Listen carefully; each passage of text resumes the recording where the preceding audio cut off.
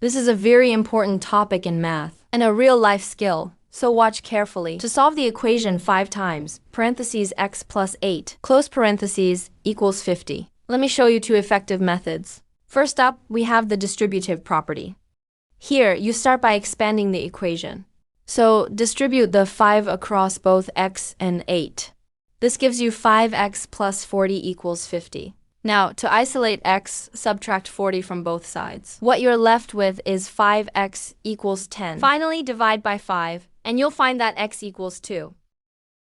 Now, let's look at the second method, which takes a more direct approach. Instead of expanding, you immediately divide both sides by 5. This simplifies the equation to x plus 8 equals 10. From there, it's easy, just subtract 8 from both sides. And once again, you get x equals 2. So whether you prefer to expand first or isolate the parentheses right away, both methods will lead you to the same solution, x equals 2.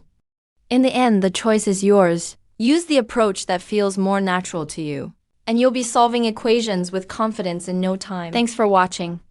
Support our channel by giving your like and sharing with a friend.